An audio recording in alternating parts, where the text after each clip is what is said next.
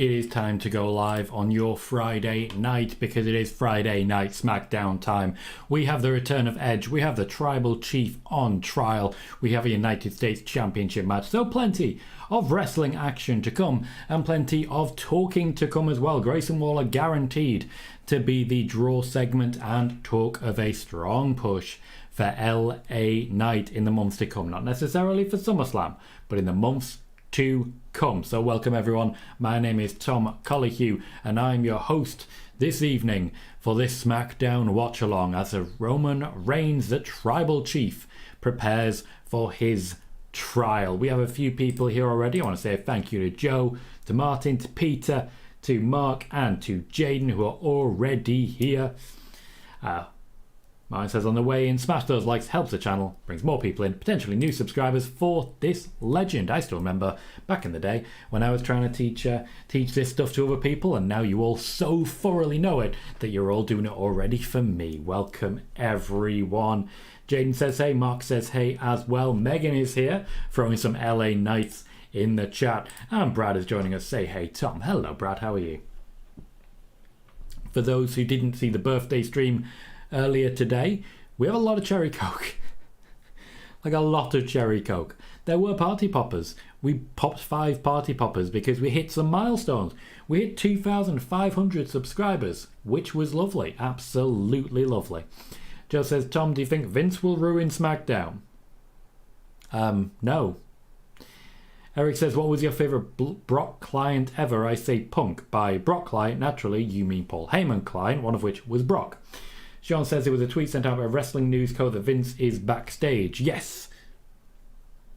He always turns up for the MSG shows. He never misses one. And Brad says pretty good. Glad you're good. We are naturally starting with recaps because that's what happens in the WWE. Plenty of recaps of everything that happened at Money in the Bank between the Bloodline Civil War. I doubt they'll focus on anything else. SmackDown is Bloodline after all. Sai says morning all. Has LA Knight said yeah yet? I'm on the edge of my seat. Mine says I'll say something controversial now. I like cherry coke, but wild cherry Pepsi is different, but it's so expensive here, sadly. Wild cherry Pepsi? Is it wild? Mark says, are we in agreement that Jay has to beat Roman at SummerSlam and win the title? Nope. The word has is massively overused in wrestling. Then we can all agree on that one. Sai says Madison Square Garden should be on everyone's bucket list to watch wrestling. It's an amazing experience. And Joe says, Tom, people keep asking me if there's any news on Bray, so I told them about news. Send them here. Send them here, because you know as soon as we have Bray news, here it'll be.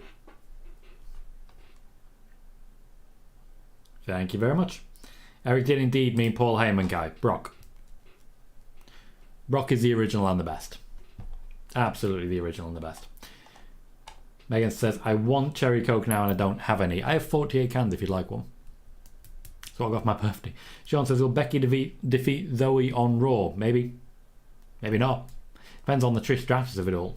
What I suggest you do, Sean, is watch Raw. Now, I know this is a bit of a crazy scenario, but if you watch Raw, you tend to get the results.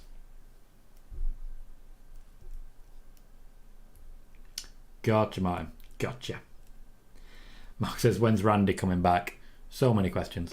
Our main event, of course, will be the Tribal Court that's currently been advertised. The Trial of the Tribal Chief. You might call it the Trialable Chief. Wow. But you shouldn't. I heard it and I said it. And then when it was out loud, I realised how bad it was.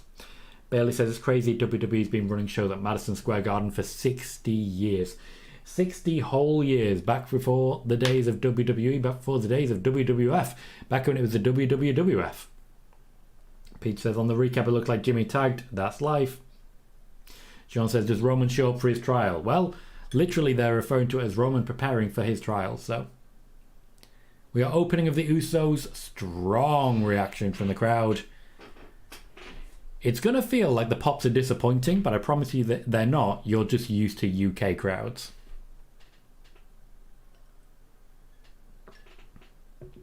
In fact, no, this crowd is shown up.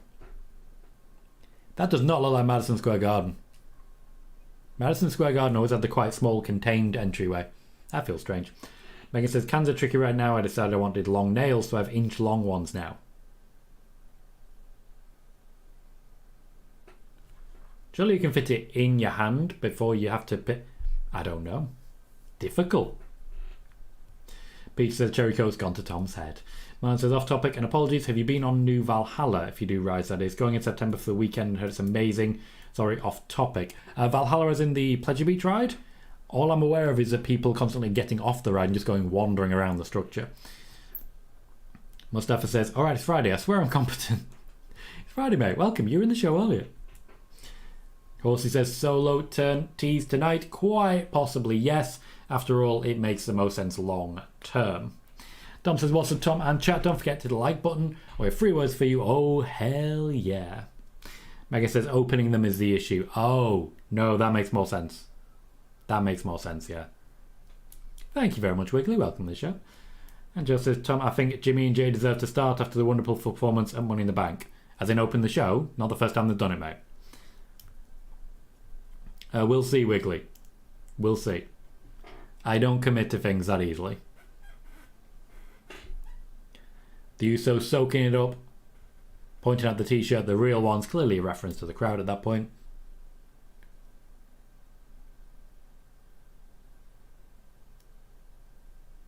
That is apparently their catchphrase now. The Usos are in your city. They don't even mention the city. What sort of cheap pop is that? You don't mention the city.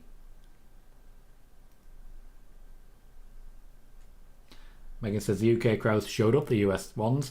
Brits and the Puerto Ricans showed them how it's done, so now the US crowd have to be loud. They do. They have to keep up. They have to. Thomas says, looking forward to Smackdown tonight. Me too, mate. Should be a fun one. The Usos are celebrating the defeat of Roman Reigns. It's been a long time and they absolutely should be celebrating. It is a victory and a half. Paul Heyman already in attendance, ready to rain on that parade. Man says WWE is just hot right now. It's turned around and storytelling is now much better and matches are allowed to breathe. A lot of celebration, a lot of that has to go directly at the feet of Roman Reigns and Triple H. Paul Heyman, even without Roman Reigns, has both championship belts that is represented by the WWE Undisputed Heavyweight Universal Championship. He is hiding the side plates, just in case it might be Brock's again, but he's with Solo. And the intent of Solo is going to be telling. Wiggly says MSG is relegated to SmackDown Raw shows. Relegated is a stretch. Megan says the Usos doing the pin the same way they did all those years ago. Loved that. There is a lot of references in this particular Bloodline storyline, and it ain't a bad one. See, at least you know it's intentional, whereas with, for example, Bray Wyatt, a lot of the references are accidental.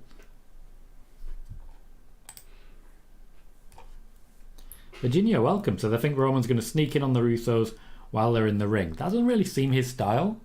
Solo would have been more likely to do that with Roman distracting.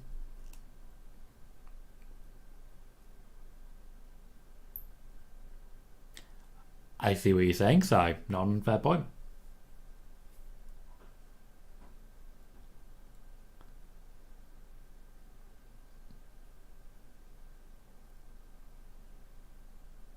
Okay, so Paul Heyman's here as defense counsel. That's going to be a job and a half.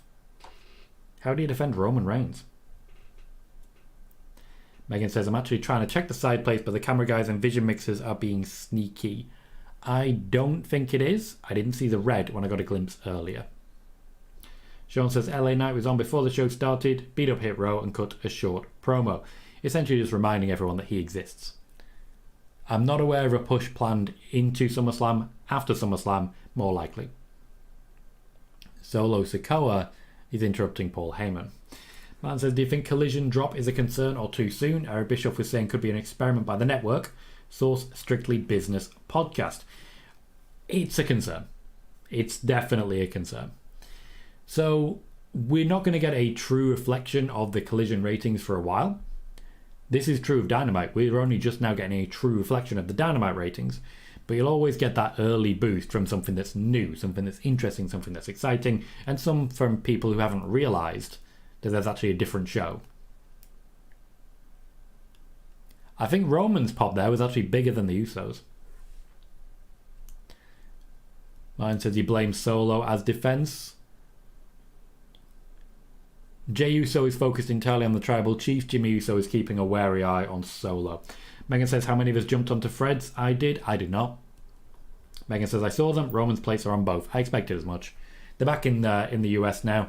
They have the availability of every goddamn championship belt. Roman is making his entrance. Suggests that maybe we're opening with the Usos but not main eventing with them.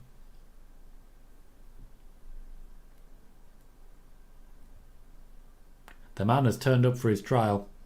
Clear message sent, and I don't think Paul Heyman was particularly aware of it.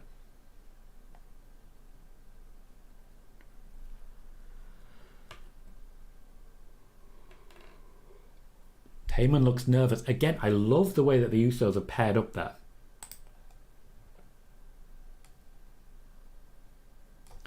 Myron says, I must be the only person not on Fred's yet. I'm not. Not yet. I'm giving it a minute. Just to work out what it's going to be and who it's going to appeal to. Because there are still problems with the platform.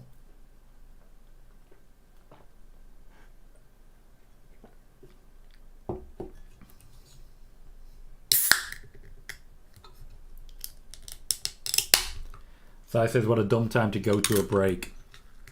It's wrestling, isn't it? They're just trying to keep on viewers. Just trying to hold on to them. Joe says, I think Roman will be angry tonight after losing a man in the bank. He lost a whole man? Was it John Cena? In which case, he didn't lose him, we just can't see him. Mark says, Fred's is actually alright. Peter says, the thing is, if you leave Fred's, your IG will be closed, apparently. Yeah, that makes me nervous. And mine says, break for Roman to get there. Even an MSG entrance. The thing to consider is that all of these major platforms, Instagram is now meta, like Facebook's not a thing anymore.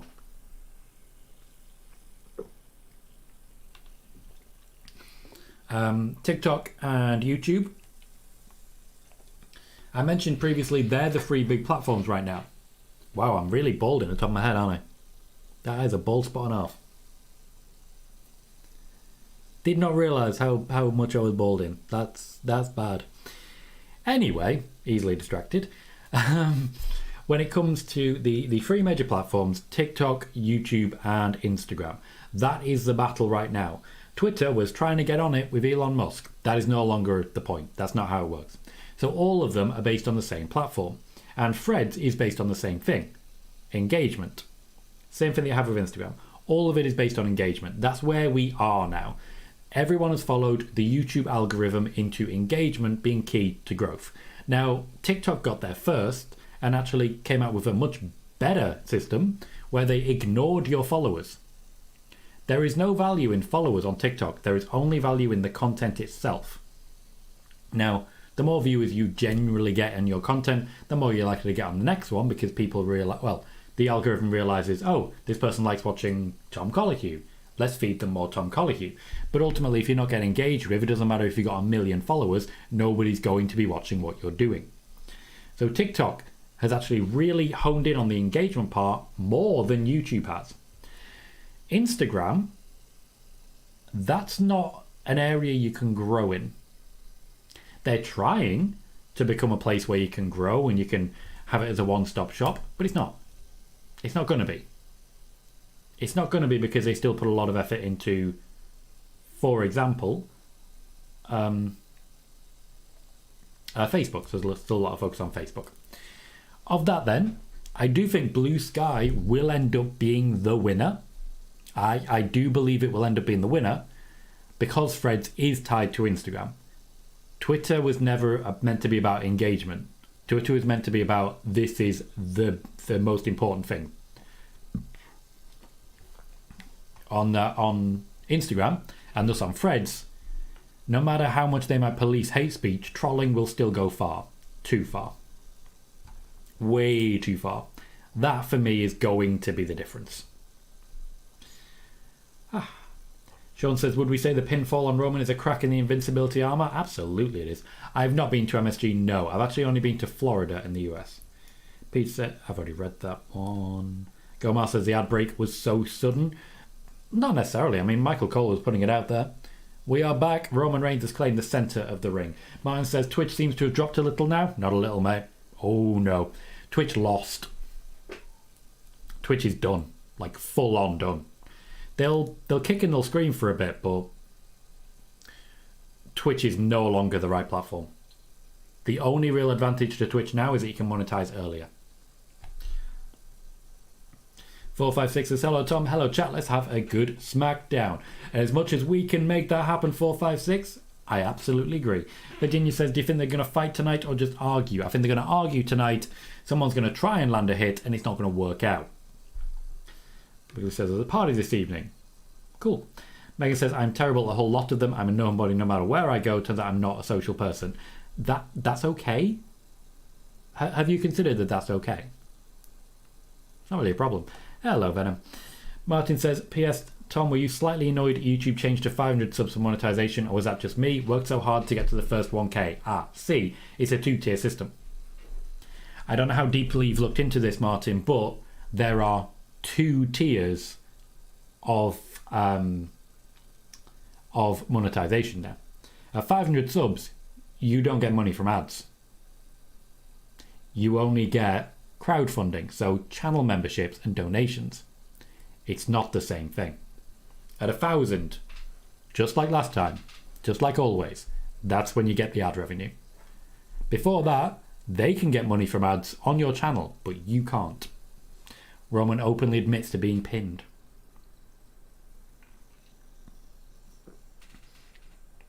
Eric says, I'd love to see Sammy as his prosecutor.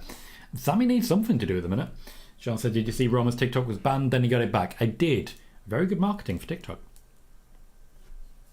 And Martin says, being past Madison Square Garden, but not in. Is that a tribal chief chant? Oof. Megan says, I need green shirt guys, bank account, and wrestling connections. The guy's everywhere. He's not everywhere. He's exactly in the front row of the wrestling show you're watching right now. Roman with such a burning put down, reminding someone that they are in fact themselves. Peter says, it's not 500 subs to monetize, you can only add buttons. Martin also recognizing that, thank you for that, I had no idea. Yeah, it's a 2-tier system, so you can access crowdfunding, which can be really helpful. As you know, chat rate, engagement, donations really help a channel to grow. So if you do crowdfund, you can get to where you need to go much faster. It guarantees you that much more engagement. But it's not ad revenue. It's not passive income. Roman says he did not call for the tribal court, so there is not going to be one.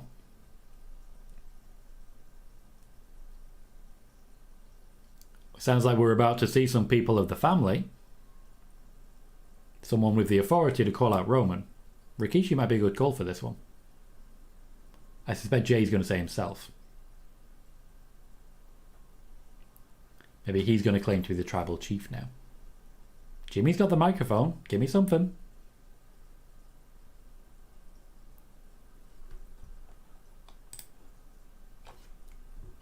Brad says New York is usually a heel town. Oh, Peter says people saying green shirt is James Ellsworth's brother. People going after the neck, is it? Okay, there is a video package. Oh, this is going to be bad, isn't it? Exhibit A. Or Exhibitor. It seems like a recap. This actually feels like it's going to be a recap show, which is a shame. Is Roman mistreating his cousins?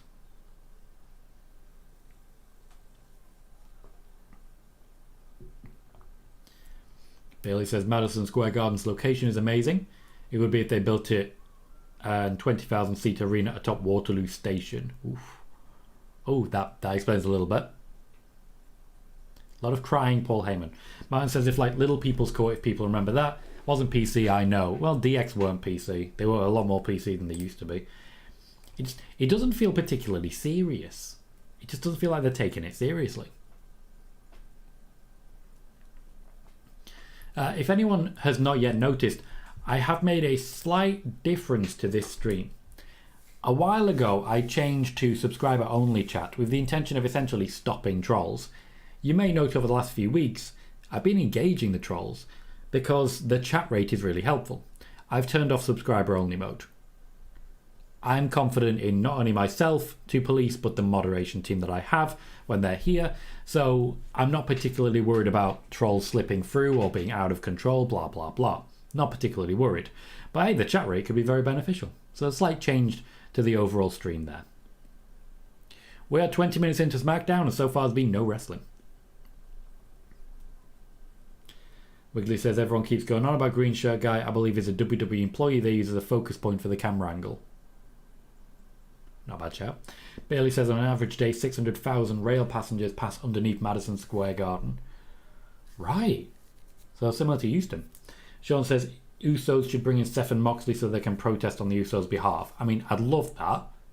It's not going to happen, but I'd love that. Wiggly points out the AEW sales are approaching 75k. They will. Megan says this could easily be half this show. Roman just denying. Errol says, do you see any surprise pushes before year end? Discussed a few of them earlier, actually. I don't think there's going to be that many big surprises. Grayson Waller certainly is on there. Leon says 20 minutes in already. Joe says, Tom, do you think Roman will be guilty? Well, it depends who the judge is. Ryan says, this means people will say Vince wrote this, wait and see. Vince has been writing a lot of the Bloodline storyline, and to be fair, it's a good storyline. This is Vince's baby. I don't think Triple H ever actually fully took over this particular storyline.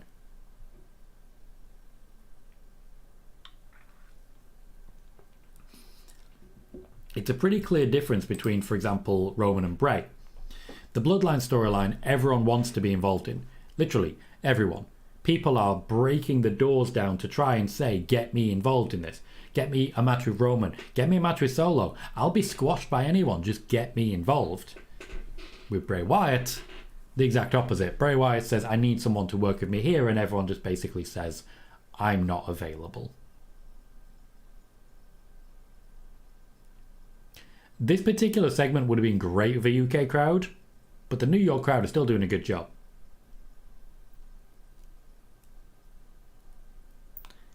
Eric says, I vote Tom as a judge. You will not succeed in that. Martin says, I mean, if people see things negative, it's a blame Vince moment. Very true. Very true. And also says, Bray, I just can't wait for his return. I won't lie. I hope it happens. I hope it happens. Wiggly says, did the crowd swear at Roman because the sound got cut out there? Yes, they did. And Sean said, did Vince want Sammy out of the Bloodline? Vince put Sammy into the Bloodline. The entire Sami Zayn story was written by Vince McMahon.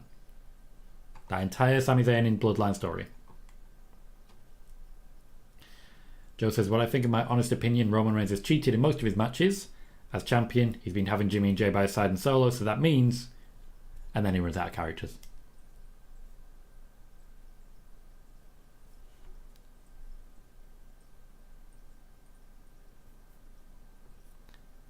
Roman essentially making it clear that the Bloodline wasn't something he necessarily needed, but it's something that everyone else needed. Which is not incorrect. The Bloodline gave the WWE that focal storyline it needed to leave the competition in the absolute dust. I like the distance between WWE and everyone else right now is huge. There are no threats to the WWE. Not as long as the Bloodline is happening. Leon says, I never really get excited for Bray's matches. Mainly only look forward to the builds to those matches because I just assume the match won't be good. Unfortunately, it rarely is. Sean says, did LA Knight do the feud of Bray to be a company guy? Well, yeah, but also for himself. He got benefit out of it. Bailey says, not that it would happen, but imagine if Sammy was the judge. Doesn't seem to be any judge of this. I suspect Roman's just going to walk away.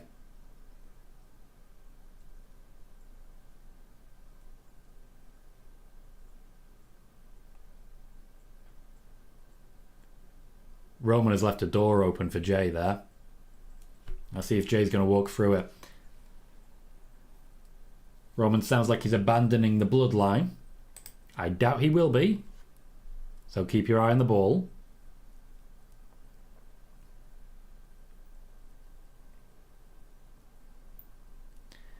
The fact that right now we have a very clear stare down between Jay and Roman tells you everything we need to know about where this is going. I've been saying it for a while. SummerSlam is Roman versus Jay. That's exactly where we're headed. We're about to have a coronation, it seems, but I don't trust it. Don't take your eye off the ball. Do not take your eye off the ball, Jay.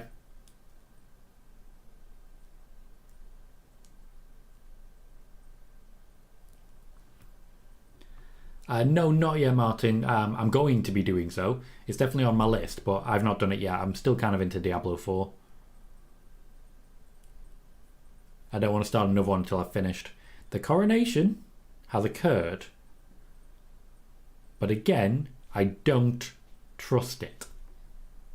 Virginia says I think they're going to start fighting, which is not inaccurate. Not unlikely.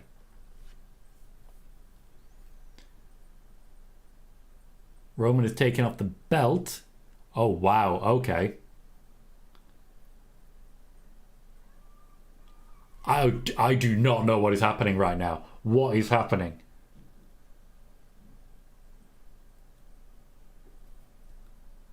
Surely this is just... They know how to get your attention, don't they? Tell you what I did not expect to see today. Any of this. Oh, wow. That... Roman Reigns is crying on his knees in the middle of the ring. There it is. There it is. Okay, so here's the thing. Here's the thing. Damn. That... As acting goes, that is quality. Solo Sikoa is not protecting Roman. Now he's protecting Roman. He took his moment there. He took his moment there. That... And here we are with the tease. The tease of Solo Sikoa as the tribal chief. Does he want it? Does he want to be the head of the table? Now, if you've been listening to Nick and Tom's Intercontinental Adventure, you'll be aware that Solo, as the tribal chief, ahead of a team of, let's say, for example, the Gorillas of Destiny, Tama Tonga and Tonga Loa, that could be something very different. Now, he's going to give it to Roman. We're still too early in the story. But I don't think Jay's the one to take the championship. There is a put it on chant from the crowd. I think Solo Sikoa is the next tribal chief. I mentioned this a few months back. I think it's Solo's time. And that's another reason that I don't think for a second that Cody is finishing this story. WrestleMania should be Roman versus Solo.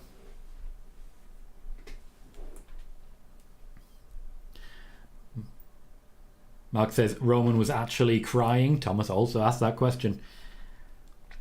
456 suggests a Solo turn. We're not there yet. It's not time yet. The same reason Batista turned late. They waited and they waited and they waited and they built it and they built it and they built it. We're not there yet. Megan says that was great. Martin says there is a Solo tease. Airwolf says where does the bloodline rate to the faction against Horsemen, NWO, DX, etc. Pardon me, etc. I think they're up there amongst, if not the best. Roman is that good. Martin says I still see a Solo versus Roman WrestleMania main event match. Me too. I think the report of Cody is completely wrong. Bailey says who's writing this storyline? It's epic. Vince McMahon. Vince McMahon. Eric says poor Cody getting fucked over again. I won't go that far. I think essentially they got him out of the way because the Bloodline story was better. And it is. Right, says Cody versus Seth for the belt. I see Monday seemed the tease. Started with Seth, he ends with Seth. I don't see him winning that championship. Personally, I think Cody versus Gunter will be a WrestleMania match for that championship currently held by Seth Rollins. And I think Roman versus Solo is where we're headed as well. So we're a half hour in. We've had, I believe, one commercial break and definitely more to come.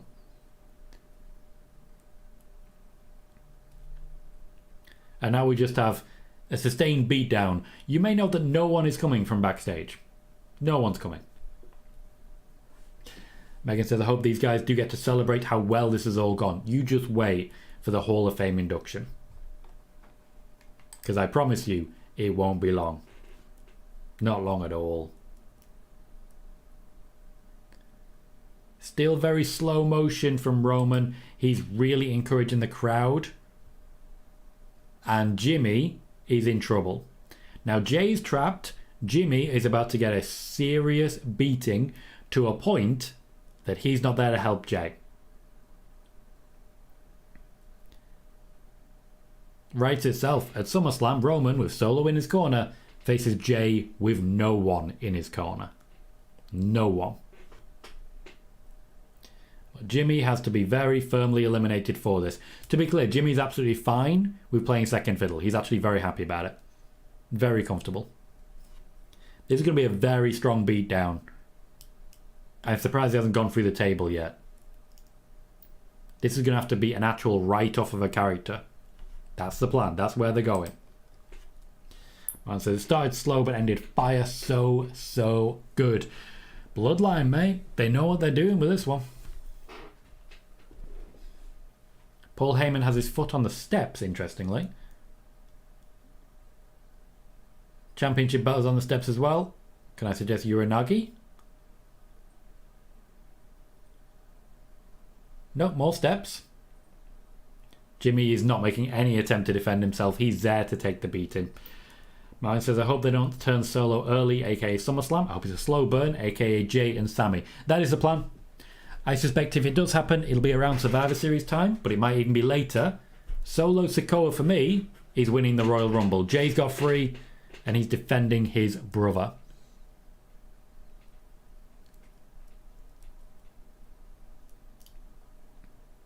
And Solo defends him. Oh, Jay caught one in the back of the shoulder there. That was awkward. And this is still going. There's going to be like a lot of commercial breaks in the next few minutes. I'm going to do a tweet. Nice simple one. Solo Sikoa will win the Royal Rumble. He will dethrone the Tribal Chief. He will become the Tribal Chief. And that is what's going to happen. Sean says, who does Paul advocate for after Roman? I don't think he does. I think he calls it. I think after Roman, Paul Heyman walks away. We have Jason Jordan and Adam Pearce afraid to go near Roman. Solo seems like he wants to put the man through the table.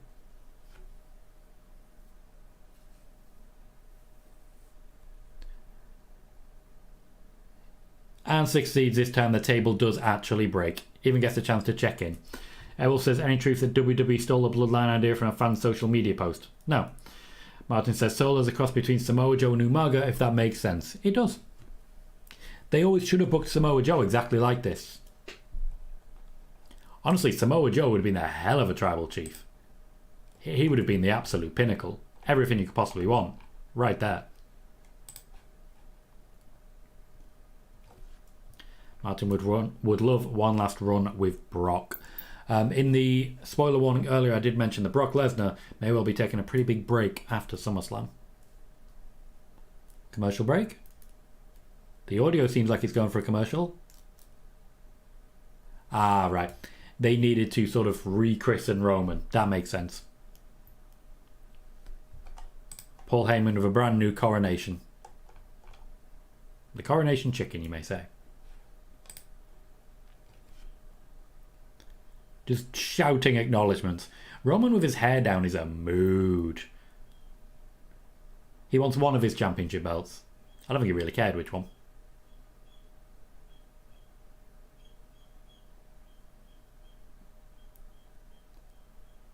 It's a good image.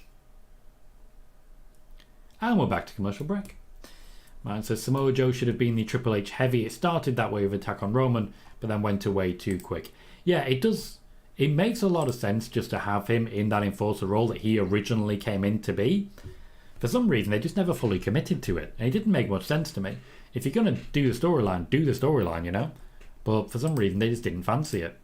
Samoa Joe is one of those who just didn't actually get the rub of the green. It's a real shame. Could have done a hell of a lot more with him, I do feel. A hell of a lot more.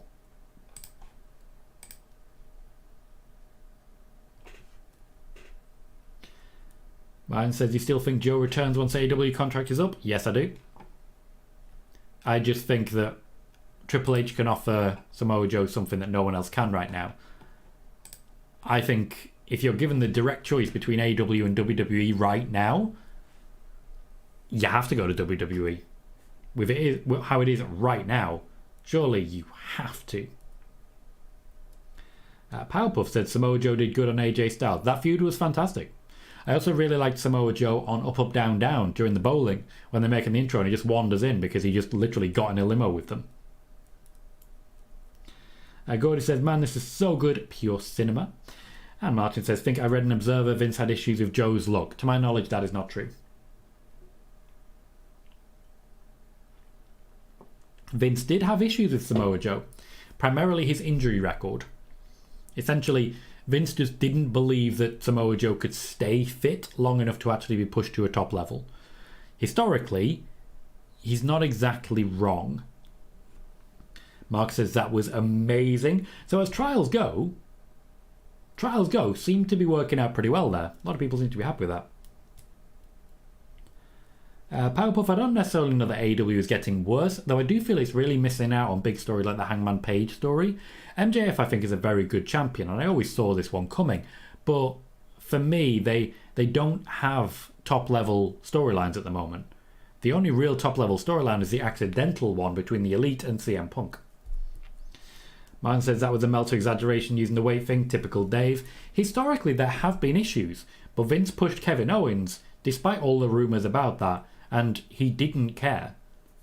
Jermaine, hello. He says, hey Tom, you have to give WWE credit. They have two of the best heels in all of professional wrestling. Tribal Chief Roman Reigns is one, and the other one, for some odd reason, is Dominic Mysterio. Dominic surprised everyone. Dominic certainly surprised me. I didn't think he'd be any good as a heel, and I was completely wrong. Completely wrong. He's been absolutely fantastic. And, that storyline with Rey Mysterio took him to another level. Elle said good sales for AEW at Wembley. Absolutely. Nearing the 75,000 mark. They've done extremely well for themselves. Powerpuff, that is your opinion based on what you like. Martin says, is it a shoe MJF is not a nice person in real life or just people pushing storylines? A bit of both. Ultimately, he makes a choice to be his character in moments where he could be a good person. So you could potentially say he's living the gimmick. So we're now 40 minutes in, we've had 2 commercial breaks, and we're getting a recap of everything we've just seen. That seems silly. Like, do we need a recap of everything we saw 3 minutes ago? Just seems a bit silly. Are we going to get... No, they did not focus, which is interesting, they did not focus on Solo Sikoa and the whatever you call it. Let's call him perverse. Michael Cole, control yourself. Control yourself. Wiggly says, not like any trial I've ever witnessed. Well, I only basically watched Judge Judy, so. Martin said, my memory ain't that bad, WWE. Apparently it is. WWE does not have faith in us. They seem to firmly believe that everyone needs reminding of everything at all times. The LWO backstage reacting. Gallows and Anderson as well. I also see Boogs, Rey Mysterio. A lot of people who have previously been beaten up by Jey Uso now suddenly really caring about Jey Uso. I did not realise how much taller Wade Barrett was than Michael Cole, but when there's no table in front of them, it's very clear. Rumours of Carlito seem to be massively exaggerated. Jermaine says, I wonder if they're saving the solo seeds for WrestleMania. Absolutely, I expect that. I've literally just posted on Twitter what I expect to happen. Martin says, Judge Rinder is the man. Powerpuff is wrong about Wade Barrett. Wade Barrett will not wrestle in the WWE again. Will not happen. Now, they've clearly had to cut some time because Sheamus just got a jobber entrance. Powerpuff, you don't seem to understand how facts work. Like, you're making sweeping declarations of fact that are not fact. And you should probably either calm down or, well, this might not be the place for you. Austin Theory is making his entrance, complete with gold in his ears and gold on his waist. Tonight we have Austin Fit. And, well, if you want to bet, by all means, you go ahead and you bet to yourself. Blue says, happy B-Day, Tom. Does this mean that you don't think Jay is winning at SummerSlam anymore? Probably not, no. I'm still leaning towards Solo. I said that one a while back. Dom says, I read that Damien versus Finn for the briefcase may be on the table. Did you hear about this source's Sportskeeda? The source will not be Sportskeeda. Sportskeeda do not report news. They report that other people have reported news. Pete says, me and Tom are going to be the next tag team champions. Fact. Spoilers. Sheamus has, of course, held this United States Championship before. I don't see him regaining it. I just don't. No sign of the Brawling Brutes at this point, but also no sign of Pretty Deadly. Pretty Deadly I expect to see. That's alright, Dom. I'm just trying to clarify. When it comes to sources like Sportskeeda, I need to make it very clear that they do not report news. Just so that everyone understands that if they're reading something on Sportskeeda, you have to look for the actual source. I appreciate that you're trying. Yes, Martin, Sportskeeda are an aggregator now. When I worked for them, they were not an aggregator. They reported news. And I know that because I gave them that news. Peter says, Tom will be the main man as am I. I'm 50. Then I will just about make it to the ring. We already have another commercial break. They're going to have to catch up on all the ad breaks that they did not manage to get through in that opening segment. This is going to be a very awkward 20 minutes. I promise you that. We have one match, and I'd imagine after that we go straight to the draw segment, which is more talking. This is not going to be a very wrestling-heavy SmackDown. It's just not.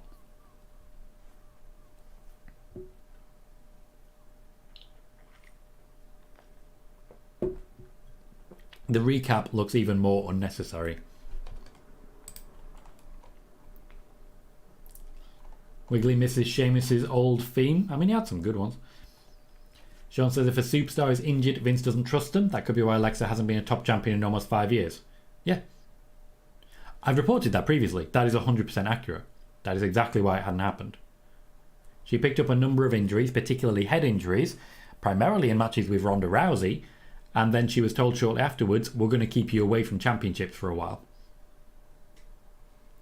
Now, this was looking like changing. The intention was that when Alexa Bliss returned, they would look at putting her into championship feuds. Alexa Bliss versus Rhea Ripley was being mentioned quite a bit. She was going to be a face going forwards. But she's not currently available. She is pregnant. Congratulations to her for that. And we will wish her well until she decides whether or not she wants to return. Wolf says, who's your favourite face ever? I think this is the face I'm most used to. So I think this is my favourite face. Peter says, Waller has Edge as his guest. Yes, he does. And my expectation is that that's going to lead to something at SummerSlam. Edge versus someone at the very least. Grayson Waller for me does make the most sense. Martin says, aggregators are the devil's work, especially now with football. People read them and it's fact. Makes my streams fun. Not. Now you know how I feel, mate. And now you know why I always say you need to source your information. Source your information. Otherwise, I ain't bothering with it. It's vital. It's vital. Sean says Alexa did say she is returning after the pregnancy. We will see. I'm not going to sit here and hold her to that. I'm just not. Martin says, whatever happened to Nia Jax? They advertised merchandise and went again. Did someone pull the trigger too soon? The intention was to have a slightly longer run. Let's just say her brief appearance came with a few issues backstage. Jermaine says, it's so funny, I always thought Dominic Mysterio needed a title to get all this heel heat, but he's getting all this heat and he doesn't have the title. I wonder what happened when he does get a title. Personally, I would be leaning towards the United States Championship, and I just feel that would connect with his current character very well. But yeah, if the point of championships is to get someone over, so it would help him, certainly, but he's getting over without the championship. Dominic really knows how to connect to people, like in a massive way. They hate him. So he can be extremely proud of that. Like, I would be extremely proud, if people hated me that much as well. Martin says, Royal Rumble curse strikes again, aka Shane and now Nia. Happened to a few people. It really does. Shane will be back, by the way. I've been told that Shane McMahon will be back at some point. He is officially back in WWE. Bailey says WWE should see that Rhea Ripley has really helped Dominic get over. I mean, they have. What makes you think they didn't? I'm curious as to your opinion there. I don't quite understand. For me, it seems pretty clear that the reason they're pushing Rhea Ripley and Dominic as a double act is because of how well it's going. The Dominic heel turn wouldn't have happened if not for the reaction that Rhea Ripley was getting on her work with him. Megan says to get a reaction that's as strong as Dominic is, you have to be doing something right. You absolutely do. It's a little bit iconic, which is the most important thing. Errol says, who's your favourite brand? I'm a Smackdown guy, mostly because I watch it. I don't get to watch many of the others. Mark is excited for more Shane. Errol says, who was the guy that fell under the ring at Royal Rumble? I don't recall what you're talking about. A knee from Sheamus. For those that don't know, Sheamus lays it in thick. Everyone respects him, and everyone lays it in thick back. But he lays it in thick. Martin says, what's Stephanie doing now? I expect her back one day, as you say. Forever is a long time. I'm not sure, actually. Okay, Venom, have a good night. Martin, I'll see you in a bit. Have a good night. Mark says, Titus was the one that fell. Okay. I'm guessing it wasn't this year, then.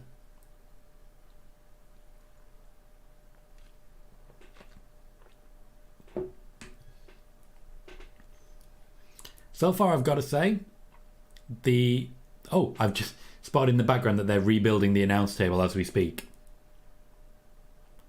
I don't feel like they're actually putting much focus and attention into this match. You can hear the drill. You can hear the drills. Is this table going to get broken 4 or 5 times over the course of the night? It's the vibe I'm getting, I'll tell you.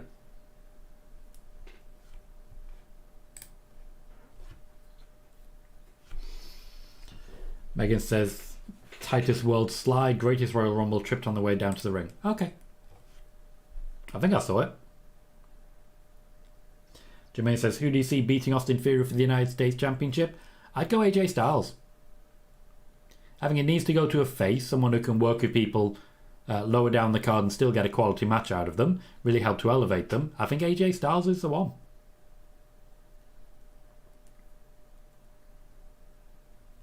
Errol says, what is his biggest kick about being a journalist? Sorry, I don't understand what you mean by kick. Martin says, Vince is in charge. Joey? So he wouldn't be visiting, he isn't a visitor. Fair. Yeah, Joey says, hey Tom, is Vince running the show tonight or visiting? He's visiting and running the show because it's his company. Dom says, I haven't heard much anymore about a split between the Street Profits. Would have really liked to see Montez Ford in Money in the Bank. Wishful thinking. Focus seems to have gone to different people. From what I can tell, Triple H put an end to that idea and promptly forgot about tag team wrestling. All of the focus for tag teams has been on the Usos. And it kind of still is. There is very little actual tag team wrestling that isn't the Usos now. Oh, got you, Airwolf. Okay, so there's a few things. I'm reporting that The Rock was going to be working with Becky Lynch on the first Smackdown. That was a pretty big one. It really got a lot of attention. The report in which I was able to say Sasha Banks has not taken a ball and gone home. This was a while back at WrestleMania 33, I want to say. Yeah, when she and Bayley left the company. 34. When she and Bayley left the company, apparently, but they actually didn't. Sasha Banks was taking a little bit of time off for a mental health break. I was able to report it was a mental health break and sort of calm people down. Just calm people down. And there's a few more. The Bray Wyatt report. The Bray Wyatt was returning a month before he did. Saying Becky Lynch was returning from a pregnancy before she did at SummerSlam. Whole lot of things. CM says, what happened in Tribal Court? I cannot begin to speculate, CM. You have to check it out. It was good stuff. Mark says, how dare you not talk about Pretty Deadly? Many, many reasons. Joey says, I'm surprised we didn't get reports of a million changes being made to the show with Vince there. No, those reports come after the show. They wait for someone else to confirm it and then report what's happened. But from what I can tell, there haven't been any changes. Just the opening segment went over. Leon says, it was the Bray news that brought me to your channel and thank God it did. Appreciate that, mate. Appreciate it. Yeah, that... I think that particular video in which I announced that about Bray Wyatt, I gained 50 subscribers. Like 50. It is still the biggest one-day growth I've ever had. And yeah, a month later, he returned. Hi, Yasin. How you doing, mate? For those that haven't done so yet, please consider hitting like when you join the channel. It does pretty much guarantee further growth, more people chatting, and that increases the chat rate and so on and so forth. We haven't had any actual matches yet outside of the one that's happening right now. Usually when we do, for example, when I ask, how do you rate that match? We see a big boost in the chat rate and that brings more people to it and the channel continues to grow and grow and grow. We also are currently on 2,500 subscribers. If you're able to and you haven't yet, please do consider hitting subscribe as we head off to the next milestone. Sean says, how can Alexa not come back? I didn't say she's not... What? Okay, Sean, you need to calm down. I said I'm not going to hold her to the decision. It is still her life. And she can do whatever the hell she wants. Just want to make that clear. It is still her life. Errol says he definitely a trusted source. When you're on holiday, seeing YouTube video which was fake news. Knew that because you never reported it. There is plenty of fake news out there. Plenty. Man says, found Tom nearly a year ago. Haven't looked back since. Great show, great guy, great community. Absolutely agree with all of that. I think it's worth pointing out, well, great guy. I think it's worth pointing out how important the community element is to new people joining here. How important it is that if someone chats for the first time, you guys are saying welcome, you guys are chatting between yourselves. That element of community really does help convince people to stay here. Here come Pretty Deadly. As expected, plenty of people come into these shows and don't stick around. A large part of it, I do feel, is the community element that makes people want to stay. You guys are helping me grow directly. Sheamus is beaten down Pretty Deadly. No sign of the Brawling Brutes yet, but Sheamus was clearly very distracted and just got a genuine boot to the face. That'll be the finish. Or not. Mostly not. Brad says it's a great and friendly community. Completely agree. Thank you for saying that, Brad. Here come the Brawling Brutes. Ready to join the fight. Sean says, I think everyone thinks LA Knight's facing Austin Theory at SummerSlam because LA Knight gave him a BFT at a live event in the UK. Yeah, I maintain Sheamus versus Austin Theory seems more likely. I mean, look at this match. Look at exactly how it's going. It should tell you everything you need to know. LA Knight, to my knowledge, will be getting a push after SummerSlam. And that's the win. Austin Theory with the distraction, the attack from behind, and the tights ends up picking up the win. I definitely think we're seeing a 6-man tag sooner rather than later. I definitely think I'm going to really enjoy that match. And I definitely think long term, Austin Theory versus Sheamus at SummerSlam makes the most sense.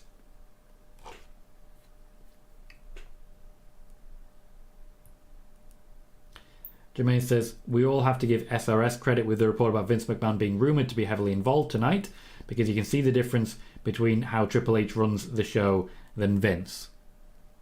We sure on that one? This still feels like a Triple H show to me. Like, Vince is there.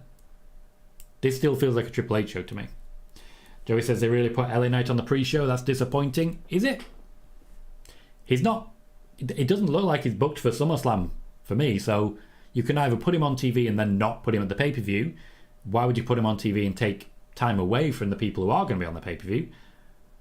Or your alternative is that you don't put him on TV and have him return to a pop where he can get a lot more involved. Dom gives the match a 5. So, as usual at this point, I'll say, how do people rate that match? I give it a 6. Give it a 6. It is slightly better than average. I do like the way that Sheamus, lays it in. But it was a bit overbooked and pretty obvious. I will give it a 6. Mark says 8 out of 10. Nice finish. Got to see Pretty Deadly, so the rating went higher. KJ says, what's up, Dom? Welcome, KJ. Dom says, I really don't want to see Edge versus Waller. Going to bury the man before he gets a chance. Martin says, what did I say earlier about Vince? It's now a trend. Brad saying, very Triple H. Peter gives the match a 7. Brad a 6. Bismo a 6. Martin gives it a 6.5. Leon gives it a 6 as well. Airwolf gives it a 6 too. On the other side, Bailey is also giving it a 6 out of 10. I think that's our middle of the road. I know 5 is directly in the middle, but I'm never one to give a 1. So I think a 6 is our bog standard in the middle. Airwolf says the WWE Performance Center videos are very enlightening. Can see Norman Smiley is coaching. Joey says, I don't see the point in doing Theory and Sheamus for a third time. Would rather see LA Knight or AJ.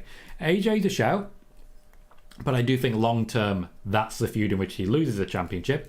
The idea here is to build Austin Theory with a credible name such as Sheamus. LA Knight is not someone they want to have losing, because that's a lot of people on social media then decide, oh, he's not getting pushed, he's being buried, and lose their mind, and eventually the whole Rusev Day thing happens. KJ says, people saying Vince did that was the same exact finish from a few weeks ago. Yep. This is Triple H planning. 456 says, happy birthday, Tom. Thanks for your work. No problems, 456. Thank you very kindly for that. KJ says, Waller back in draw segment. That's like 6 out of 6 or 5 out of 5. Waller's a draw. That's what he does. Plus he has Edge of him now, so that's like an extra draw. Mine says, where are we at with Kross and AJ? I'm lost on that feud now. I think essentially they're restarting tonight. Just full on restarting. Megan says 6.5 for me, decent but predictable. Bailey, here we go, saying for what it's worth, the Tribal Court got a 10 out of 10. I would give it a 9 out of 10. Bloated, went over, but quality acting, solid beatdown, and building multiple storylines at once. So you raise a fair point, Bailey. Let's ask the question, how do people rate the Tribal Court? What do people think of that? Airwolf says, William Regal, so underrated, his facial expressions were epic. James, how you doing, mate? Says, thanks for all the replies in the shorts. No worries. You guys know if you comment on one of my YouTube videos, regardless of what it is, I do try and make sure to respond. It's good for my channel, and honestly, I think it's good for you guys as well. If I can get a conversation going, I wanna. Bismo says, Vince gives input. Trip says, yes, Dad. How many of you actually have a boss? Because I do feel that a lot of people are really confused by this. Vince is Triple H's boss. As such, Triple H does the work and Vince confirms the work. I don't think it's that difficult to understand, to be honest, but a lot of people on the Twitter world are really confused by it. Don gives the Tribal Court a 9. Brad gives it a 9.3. Mark gives it a 10, saying I want to go higher, but I can't.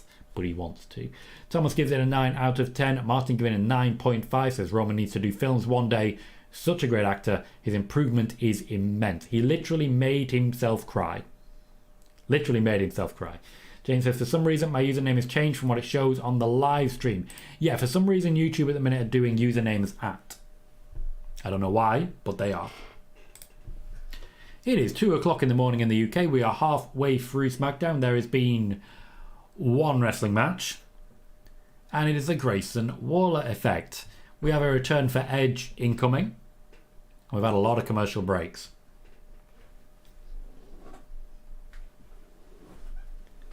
Why are there so many people in the ring? Are they runners? The Dynamite from Down Under. They know what they're doing with that. Ryan says, people do forget Vince is actually in charge still and will be, full stop. Bad is Vince, good is Triple H, and that's not the case. No, if it's good, it's also Vince McMahon. Because Vince McMahon has agreed to the good thing that you're watching. Bismo says, I watched the Tribal Court on silence due to a phone call. Looked like a 9. James says, I think Roman will be in the next Fast and Furious movie given what happened in Fast 10. Okay. Guessing something happened. Megan gives it a 10. I don't care that it went as long as it did. Couldn't take my eyes off them. Let's see if Grayson Waller goes over, because he has in the past. Tom says, I heard Logan Paul say that it was a botch when him and Ricochet fell, but Ricochet continued with the move. When I heard that, Ricochet is really talented. And that's correct. I reported that on Monday as well. The plan was the Spanish Fly. That was the intention. Grayson Waller introducing Edge.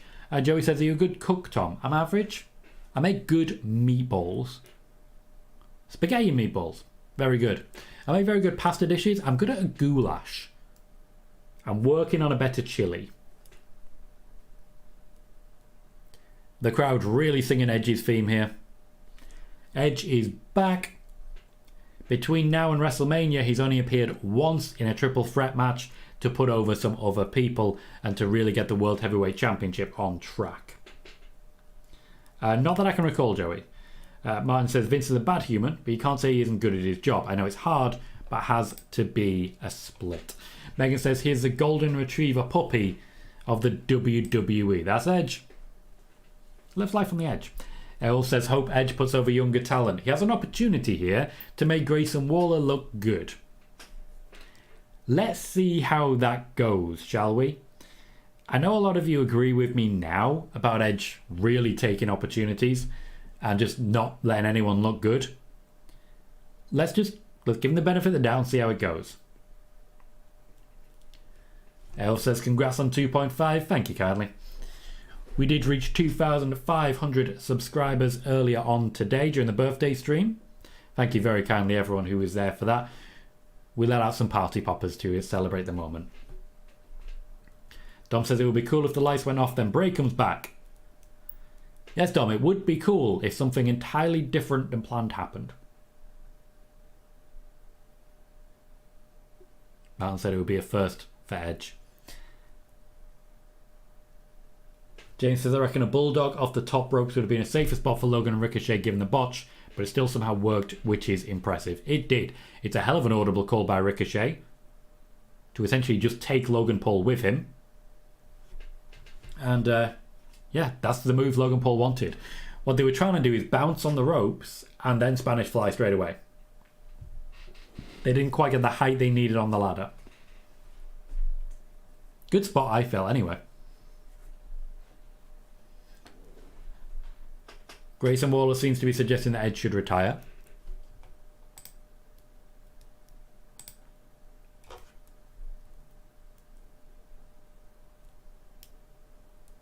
Edge is giving credit to the fans. Standard face. And Edge is now ignoring Grayson Waller entirely. So what? Grayson Waller attacks from behind? Can see that coming.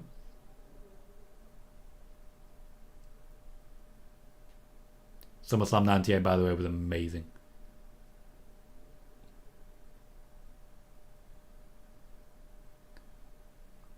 I still very fondly remember the match he's talking about.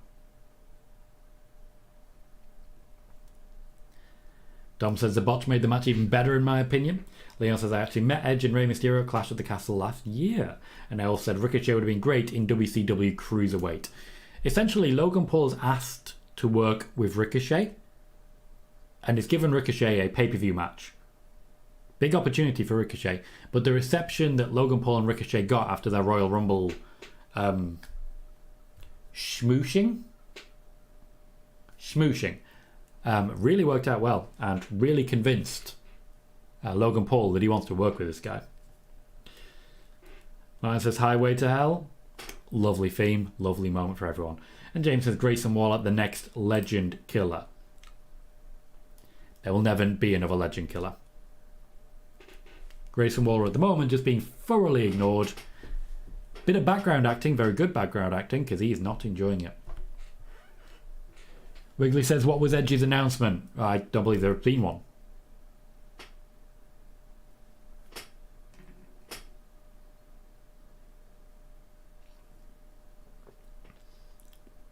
Grayson Waller seems to have assumed his retirement. I'd imagine there's not actually going to be an announcement. It's just going to be like, no, I'm not retiring. Sean says, did you know if Edge had talked to Tony Khan before he came back to WWE at the Royal Rumble? No.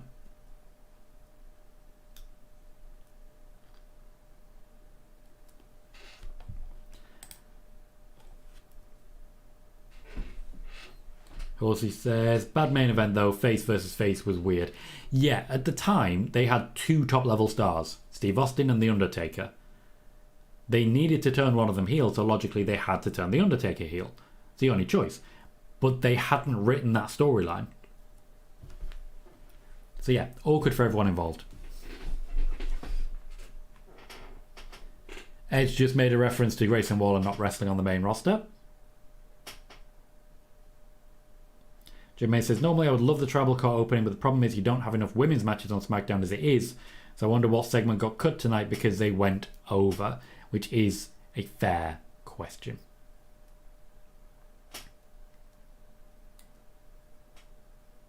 Apparently Edge is wrestling tonight. Could this be Edge versus Grayson Waller tonight? Or is Grayson Waller going to attack Edge from behind and the match is going to be pushed back? Tom says, oh man, it's going to happen. He's buried now.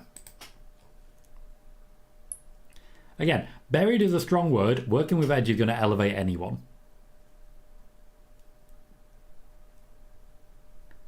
Come on. With Grayson Waller. There we are.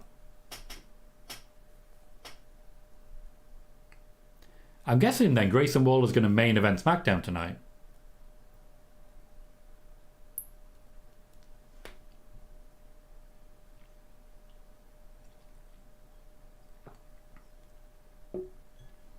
No, don't tell. No, don't do. Oh, for. Okay. So, we opened with a 30-minute Bloodline segment. 10 minutes later, we recapped the Bloodline segment. 30 minutes after that, guess what we're doing? We're again recapping the Bloodline segment. Ugh. Leon says fans never know what the word buried means. They really don't. Martin, I'm not entirely sure what you're asking. Would you be able to clarify for me? Elle says Tom should do gorilla position. I don't want to bother with all the buttons. Wiggly says Grayson Waller forcing an Edge retirement reminds me of that Simpsons episode. Okay. And Sean says working with John Cena was good for Grayson Waller also. Yeah. To get over in wrestling, firstly people need to know who you are.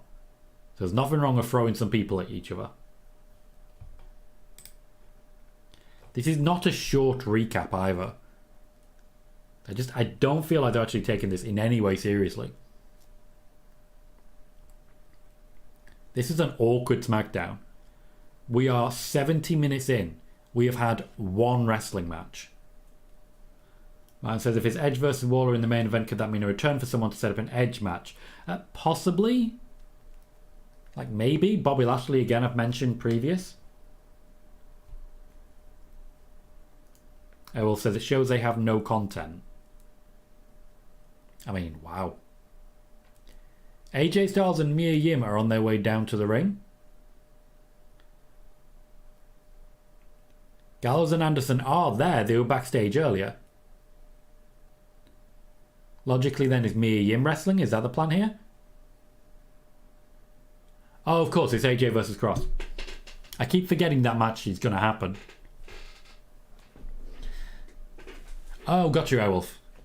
Well, that's the thing. If we're saying that, oh, time must have been cut because of that opening segment, why would they recap it so many times? Mate, grab your charger. You said you were going to get it ages ago. Go for it, mate. You got to charge up.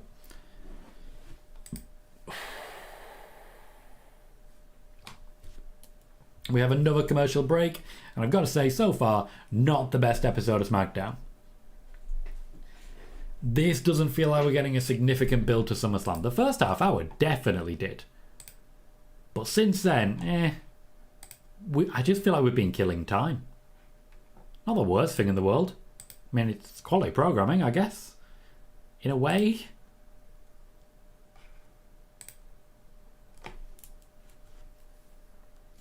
So logically, what else is on the agenda?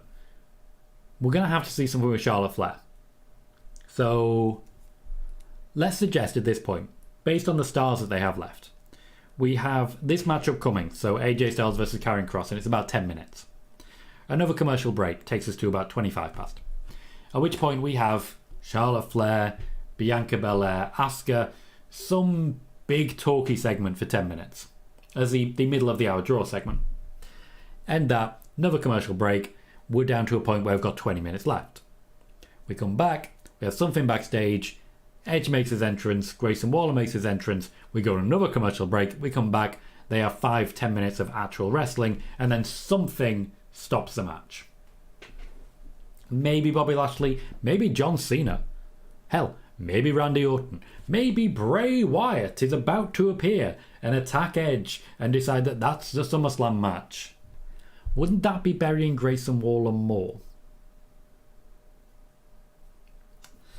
Sean says, since Roman opened the show, maybe Grayson versus Edge main events, which is what I'm actively saying right now, yes.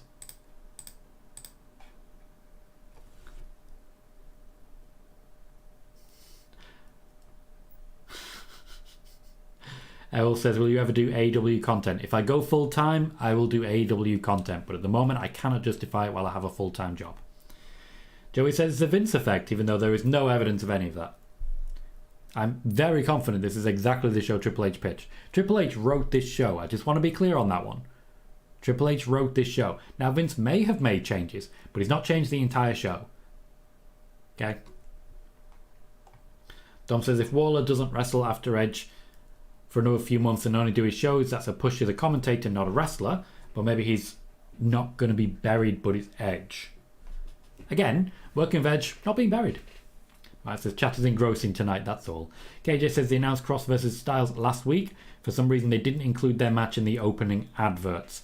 No, it's not good. Not good. Joey says ever since Vince got back in power, the shows haven't felt the same. Yeah, that's because you've heard that Vince is back in power and so you've made a decision. Eric says, what happened to the Good Brothers? I miss them. They're backstage. They are literally backstage. I don't know why they didn't come down. I'd imagine we're building towards Kross and Scarlett versus me, Yim and AJ. So they need to not have the Good Brothers there so that Scarlett can be more involved. But it's a bit transparent. KJ says maybe somebody attacks Waller post-match and that could be a match before SummerSlam. Maybe. James says might just have something planned to pick this up. Start great, go slow in the middle and then end on a high. I think their plan is to have Edge on TV. I think they think having Edge on TV is more than enough reason to be really hype.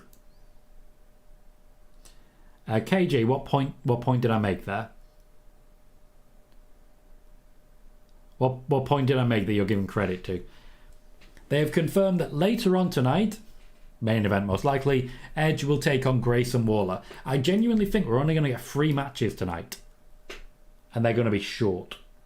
At most half an hour of wrestling. Karrion Kross, jobber entrance.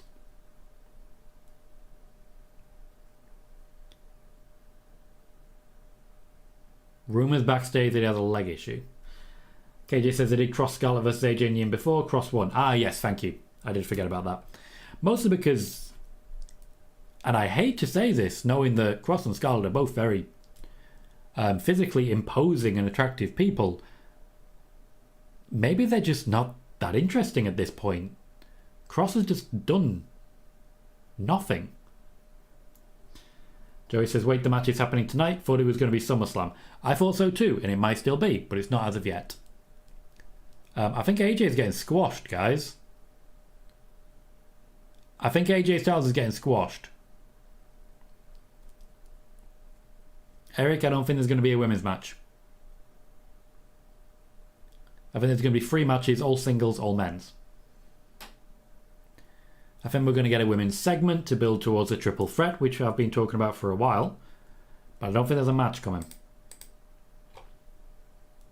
Bailey says, at this point, what do you think about the way? Is it that they have no creative direction, or they're just not ever going to get pushed on the main roster? I reported on that a little while ago. The injury to Indy Hartwell really derailed the momentum of the way. The plan was to get them pretty much involved as a unit as soon as possible. But at this point, it seems more likely that DIY will be the play. Sean says we could also see Bailey tonight.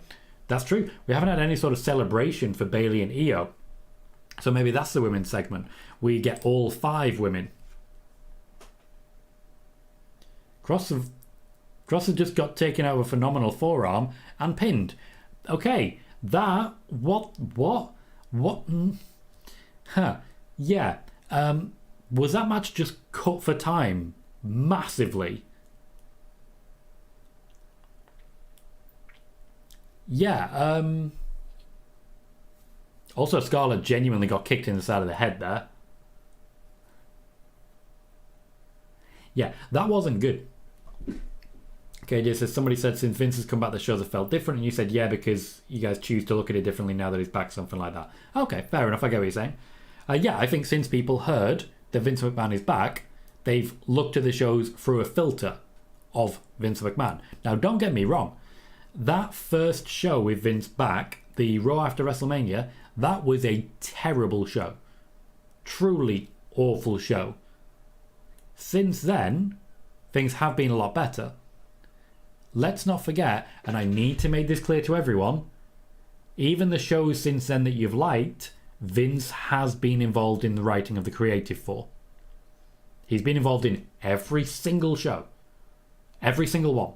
So even the ones you've loved, Vince has been involved in them. Dom says 5, but we could have put women on instead if there's no women on tonight. There are women, they're in a promo. Joey says 2-minute match, what a joke. AJ saying AJ squashed him. Joey says Kross is buried. Airwolf gives the match a 2. It's a tradition. Guys, what do we think? What would you give the match?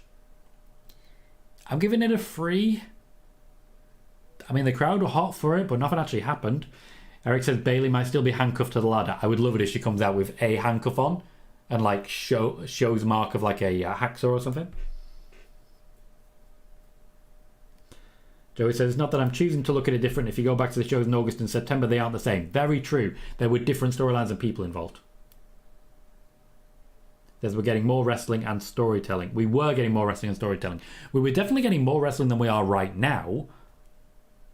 But I stand by. I don't think this is Vince's involvement. I think the opening segment went over.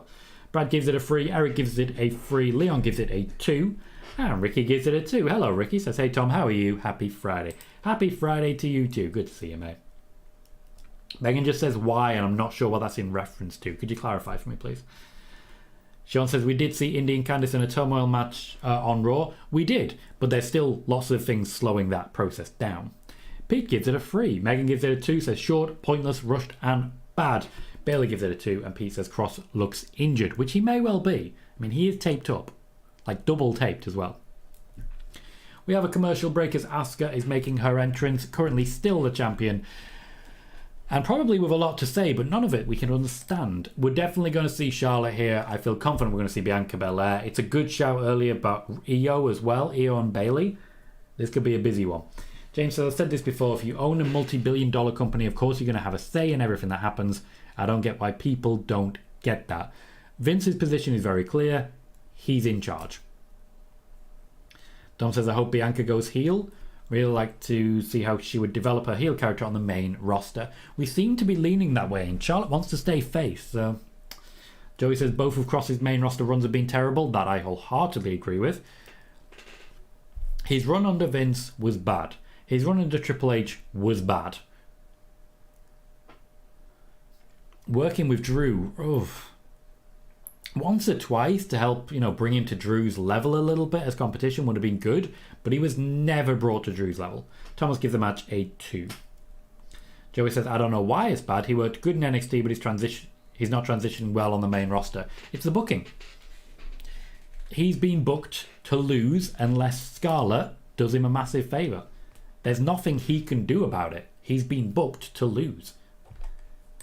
There's a reason he doesn't look good, and he doesn't really, yeah. Megan says, why have the match? They could have pulled it and moved it to next week like they did with some of the matches a couple of weeks ago. That's what the why was for. And that's a very fair comment. The match just seemed entirely unnecessary. Just entirely unnecessary. I don't think anyone gained any benefit from that. Awkward for everyone involved. Dom says, just a suggestion, send Kross back to NXT to face Mello. I mean, Finn went back and Mandy turned out great in the main roster, not working right now. Dom, quick question. If you do send Kross back, would he beat Carmelo Hayes? Because I would not have that happen. Thomas says the Drew feud killed Kross, which I don't think is unfair. He came in without really being a house of fire and immediately lost momentum and then got beat up a lot. Leon says, I find Kross boring. His whole TikTok stuff is just boring to me and the booking doesn't help either. His promos are okay. The problem is it's always after a big loss. He loses. He comes in and says, I'm going to destroy you. He loses. He then says, I'm going to destroy you. He loses. He's running out of people to try against. Joey says, I like the Killer Kross gimmick. He had an impact. They should have used that on the main roster. The issue is, a gimmick like that, you have to win matches. So the only option really is to have him win matches. At which point, who have you got losing? Because I don't think Drew McIntyre would have been losing to Karrion Kross, especially not given where we are now. James says, I ain't gonna lie, if Bray and Kross had a good storyline of matches, that might be what it needs to save both of their careers. If Bray Wyatt returns and beats up Karrion Kross, is Karrion Kross any better off? Instead, let's have Karrion Kross be revealed as Uncle Howdy. Dom says, no, but to get his character back believable right now, he comes out and loses. Yeah, he needs to pick up wins. So he needs to start finding people he could beat up. KJ says, Tom, what would you do with Kross if you could book? If I could book, I'd be taking some favours back. Bianca Belair seems to be in a mood to attack Asuka, and she's just going straight for Asuka. If I was booking Kross, Here comes Charlotte. If I was booking Kross, there are a number of different options I could take. I personally would be looking to work with someone like Bobby Lashley, and I'd have him come close to winning. I'd maybe have a visible pin, and Scarlett accidentally distracts him. Like, give him a 20-minute match with Bobby Lashley where he actually has a chance of winning, and I think that's a good step. Then I'd have him work with people slightly lower down the card. I'd have him maul the LWO. It's like all of them. Oh look, it's Io Sky. Attacking Asuka with a briefcase real delicately. Bayley clearly indicating that she should cash in tonight. I don't think she's gonna. Sets up Io for the moonsault. She's telling Bayley to cash in. Bayley seems to be behind it, but there's Bianca Belair attacking Bayley. Maybe the triple threat will be a fatal four-way. But nice to see Io and Bayley working together there. Joey says, true, but I think it would have made him feel different instead of a generic heel that loses in mini-feuds. You're not wrong to say that. Jermaine says he knew somebody's segment was getting cut. It just so happens this time it was AJ Styles versus Kross. The women's segment has definitely been cut for time as well. What was that? 3 minutes for the women? Yeah, that was it. And they're going to do a recap for Damian Priest. Mr. Stumble says, which deadbeat dad will ex-con Dom embarrass next? Good question. Good question. I mean, that's his gimmick now. KJ says it was short but very entertaining, which is not wrong. Dom says that this is interesting. 7 without this being a match. I didn't mind it. Joey says they really messed up with the timing on the Bloodline segment. Yes, they did. Okay, so what's happening now is we're advertising Raw. Not bad, Mr. Stumble. They're on the wrong show, so they can't, but it's a good shout. AJ Styles would be perfect in that. Joey says they shouldn't have let it run so long. Roman Reigns always goes over. If he's not the main event, he goes over. That's it. There's a reason pay-per-views haven't been ending on time recently.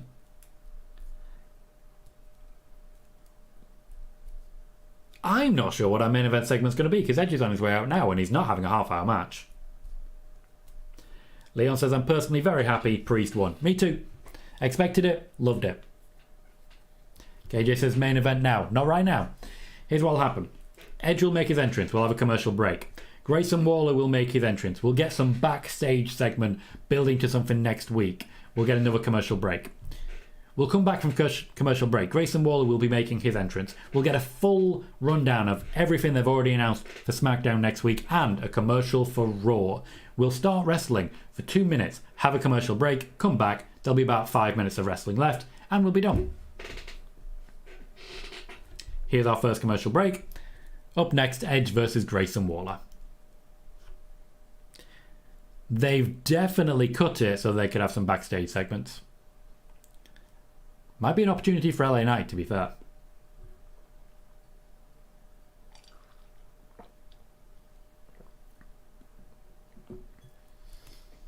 Let's not forget, guys, we missed out on a lot of commercial breaks at the beginning there. Errol says it reminds him of the last days of WCW. I wouldn't say we're that far, but I do remember WCW going to 3 hours and then using the first hour for promos. Ricky says, I feel you're right about that, Tom. Experience. I've just seen too many of them. Tom says, I know it's your birthday, but Tom, he's a tribal chief. You shouldn't say that out loud. What, the Roman goes over? Man knows what he's doing. KJ says, I know what to expect. Commercials, next week adverts, backstage segment, and over entrance. Pretty much. Bailey says they flew 5 women to New York for 2 minutes of that. Yes. Yes, they did. Like, I'm not out of order here in saying that that was pathetic, right? Just nobody wins. I don't know. I'm just not happy with moments like that. I feel bad for the women. They've earned a hell of a lot better.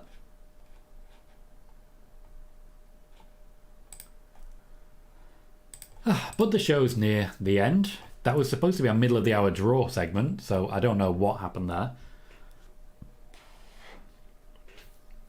Joey says, really thought SmackDown would have been better tonight. I'm disappointed, and Brad just said not at all. James says, more minutes in commercials than time in matches. Yeah, so usually you get about 35 minutes of commercial breaks in SmackDown. This feels especially egregious this week because last week we had about 20 minutes of commercial breaks and it flowed really nicely. But yeah, we had about 35 minutes of commercial breaks. The Bloodline segment was about 35 minutes. So there's an hour and 10 minutes of your show already swallowed up. That leaves you 50 minutes to do 3 wrestling matches. But you need at least 15 minutes to do entrances, backstage segments, and storylines and angles.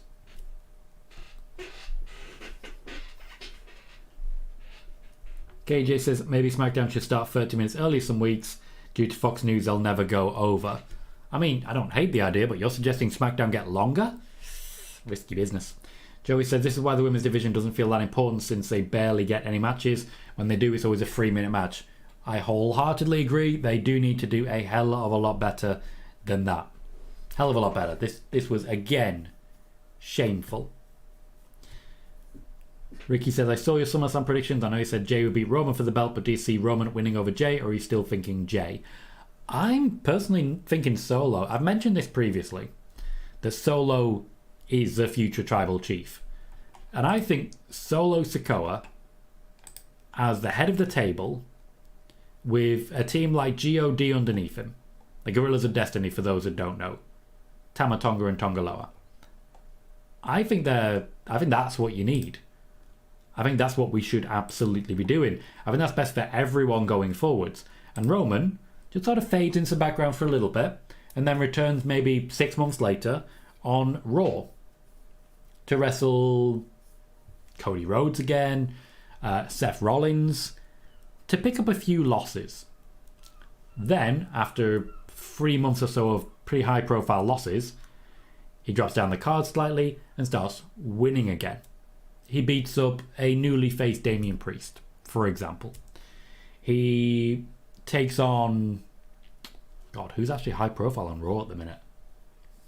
Like, obviously Finn Balor's a mention, but I don't think he'd go face. What are the big faces on Raw?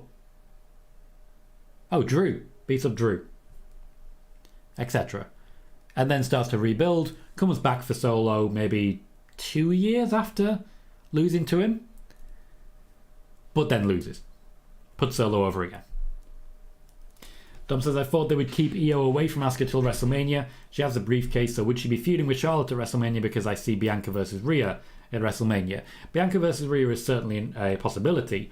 I think Io Sky will fail her cash-in because of Bayley and then win the Royal Rumble. So let's say, for example, SummerSlam. We have a triple threat, Bianca Belair, Charlotte, and Asuka. Bianca Belair and Charlotte are so focused on each other that Asuka sneaks in a win. Io Sky then attempts to cash in, has Asuka exactly where she wants her, and Bayley attacks her from behind. The cash-in fails. Io Sky then goes into a feud with Bayley as a face, vanquishes her in September and in October, and indeed in November, goes quiet for 2 months, enters the Royal Rumble, wins it, gets another shot at Asuka at WrestleMania, and beats her there. That's what I would personally do there. So my Royal Rumble winners would be Io Sky and Solo Sikoa, which I think are some very good choices. KJ suggesting, oh, special episodes, gotcha. Joey says Jacob Fatu would be great in WWE too. Martin says, breaking news. I'm charging. Who are you charging? Sean says, I've seen reports saying Raquel is the favourite to win the Rumble next year. Who from, Sean? Give me a source. Give me a source.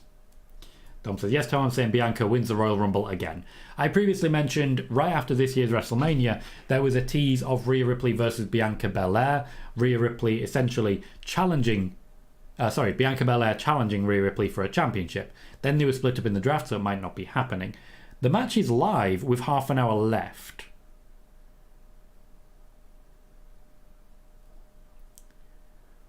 I'm not sure what our main event is because it's not this match.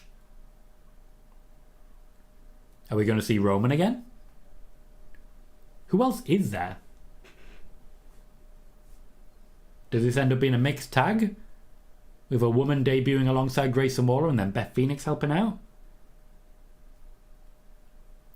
Does Grayson Waller get a tag team partner and then Randy Orton comes in? What are our options here?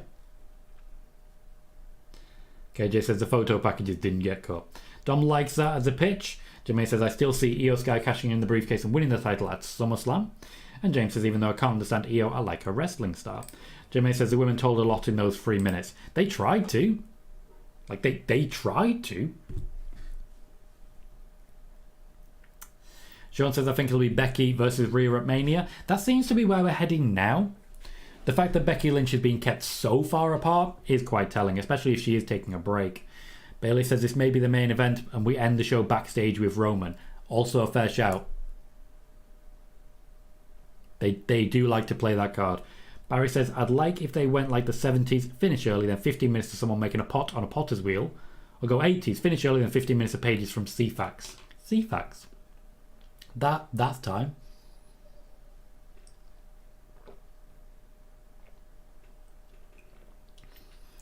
The crowd chanting, you still got it to Edge. I think he knows.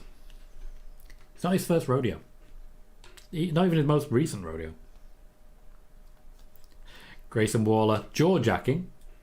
I don't know why he's suggesting that he still got it.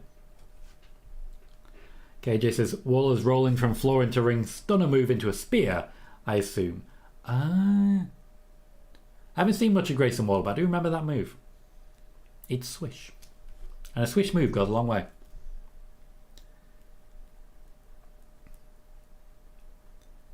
They're not taking it too slow here. I expected if it was going to be the full half hour, they would take their time with it a little bit.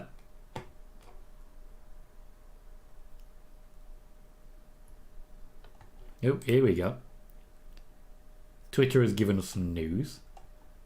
In an update from Fightful Select, reporters addressed the rumour that Paul Levesque and Nick Khan wanted a creative intervention meeting with McMahon to ask him to step back from making late, heavy changes. Long-time sources said they'd heard the meeting was a possibility but hadn't heard it's happened. And some towns suggested they wouldn't do that kind of meeting before Raw would be in the middle of the week. Yeah, So I've reported previously that the meeting has not happened. Whatever meeting has been reported between Vince McMahon, Nick Khan and Triple H has not happened. Thank you very much, Fightful Select, behind your paywall, for confirming my report. I wonder if I'll get mentioned. Joey says these NXT call-ups have been disappointing. Only ones that have been used on TV regularly are Pretty Deadly and Zoe Stark. Grayson Waller's been on TV every single week, mate. In the draw segment of Smackdown. Like, I disagree pretty wholeheartedly with what you've just said there. Now, don't get me wrong, that's still not that many people. But it's Grayson Waller, well worth mentioning. Pretty Deadly definitely has been given the rub of the green. Zoe Stark as well, with the association with Trish Stratus. Those two are definitely those three are definitely standing out. There's a few more who haven't really landed at all. Indy Hartwell has now wrestled, but she was injured. It is, Joey, but there's more to wrestling than wrestling. Which I know sounds ridiculous. But if you think about it, you get what I mean. There is more to wrestling than wrestling. If the only thing that was important to wrestling was wrestling, I don't think MJF would be MJF. I don't think Adam Cole would be Adam Cole. They ring the damn bell. Dom says, did they scrap the Jinder Mahal trio again or just not on TV? Just not on TV at the moment. They're still together, just nothing is happening. And Joey says, Odyssey Jones hasn't even debuted on TV yet. He hasn't, no. JD McDonough has one match, but once again, he's involved in the Judgment Day storyline. Like, again, there's more to wrestling than wrestling. He's involved in the Judgment Day storyline. The Judgment Day is their year. KJ says Waller was hurt. Why keep saying this is his first match in months? Also, very fair.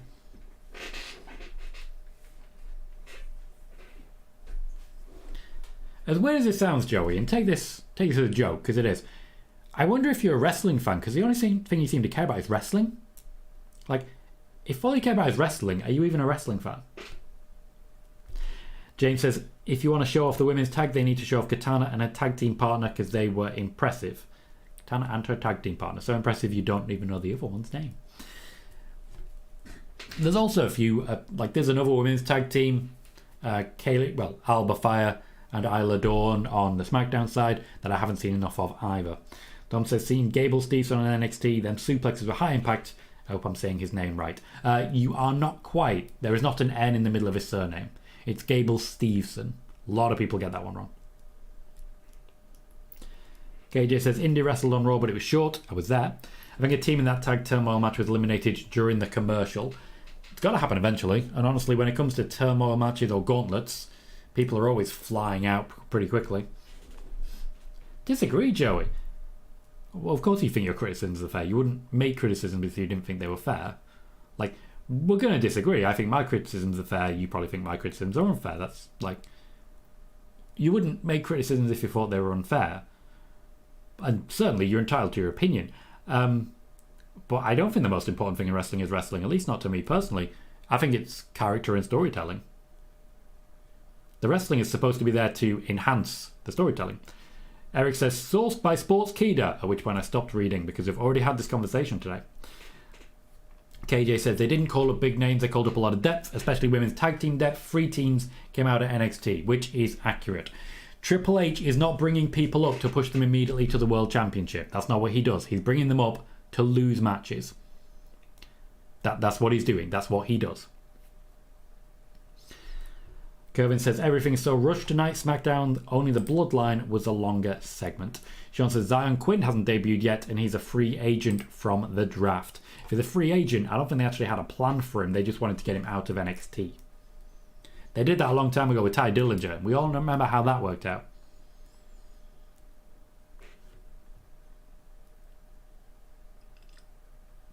Still 20 minutes left.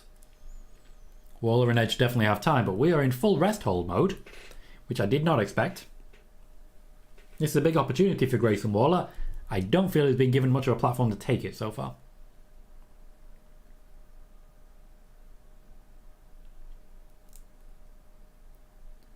Very slow tempo all of a sudden. I don't want this to go the way of the Roman match at Money in the Bank. That derailed the entire show. I was loving Money in the Bank, and then Roman Reigns match happens.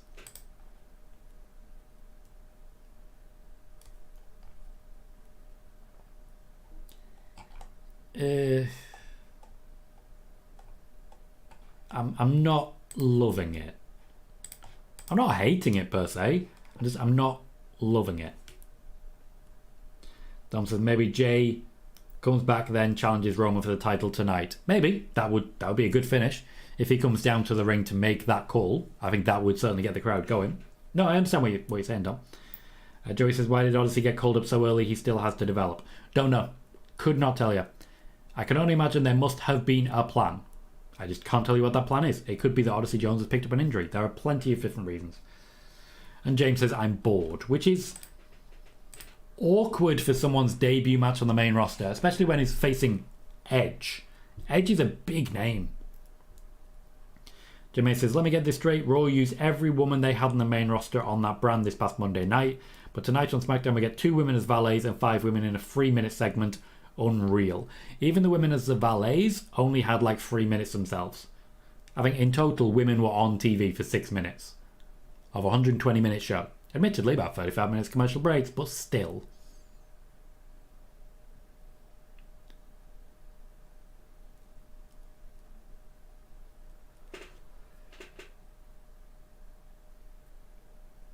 Oh, I've done a yawn. That's not a good sign.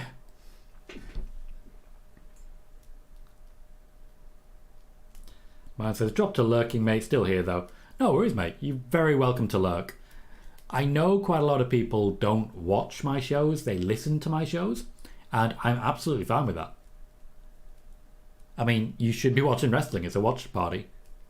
There's not enough going on screen. And I make sure there is not enough going on screen to distract from what's actually happening. Mine says nearly bedtime, which is fair. KJ says, honestly, I think Vince may have been behind Odyssey Jones being drafted along with Wagner and Quinn being free agents. They're Vince's generic type. Also, Meltzer said Vince liked them. I don't know. Ricky says, I love Edge, but I'm yawning on this match. Me too.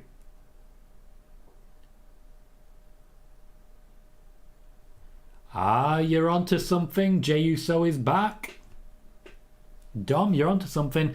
Jey Uso has returned to SmackDown. So logically, this match is only going to be another 3 or 4 minutes. That way we can get a commercial break in and then bring Jey Uso out. Eric says, how big of a win would this be for Grayson? Huge. He's not going to win, but huge. If Grayson Waller had a faction, he'd stand a chance, but it's Edge. Yes, Sean, you're absolutely right. That is exactly what happened. Kevin says, I remember tonight was a match, Seth Rollins versus Finn Balor. No, tonight's SmackDown, mate. Tonight's SmackDown. Neither Seth Rollins or Finn Balor are on SmackDown.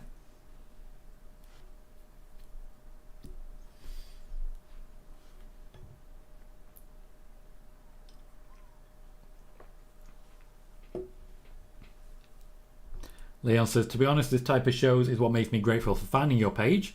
If it wasn't for your lives, I'd probably tune out by now. A few people have actually said that to me. Where the shows that we do together make the bad shows bearable. And for the good shows, like Money in the Bank, we get to share that. Money in the Bank was a great show. This ain't. But we can be entertained by how awkward it can be. Joey says, Von Wagner is too generic, decent in the ring, but has no character and no mic skills. And NXT has failed him.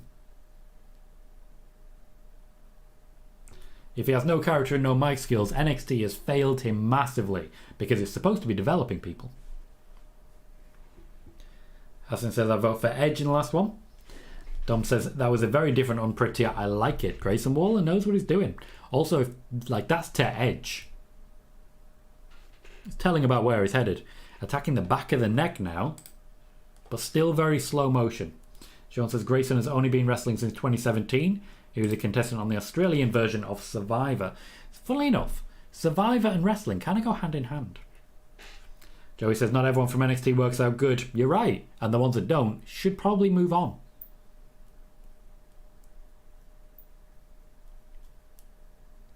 NXT's job is to make them good or to make them go. By the end of it, you are good or you go.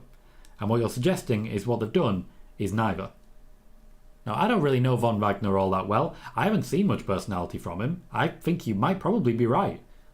But if that's the case, maybe he shouldn't be there. No, you're right, Joey.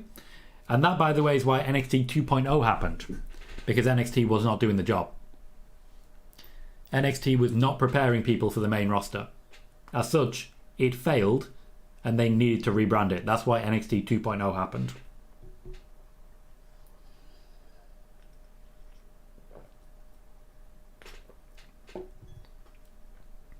Impaler DDT, Gangrel style. Won't be an effective pin. Match is building up a bit of steam though. Now Edge is more involved in it. Kick out from Waller. Survives. I like where we're headed.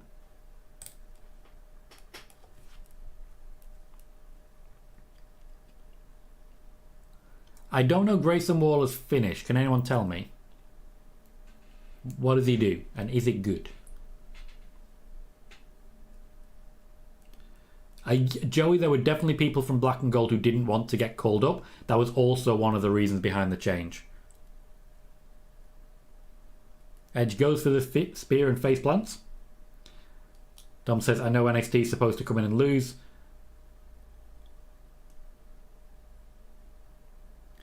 Well, I don't know who called it, but they called it, and they called it hard. Edge wins.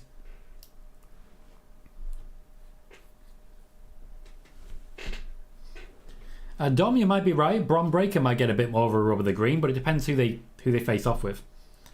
KJ, you were 100% correct. You have read him like a book. Dom gives the match a 7. Says Waller really showed me something. Guess he didn't get buried. I don't think he got buried in any way, shape, or form there. Joey, they may not have trusted Vince to book them, but ultimately Vince is their boss, and they do need to do what he tells them to do. Like that's the job. If you go to a place where you don't want to do what your boss tells you, what do? You go.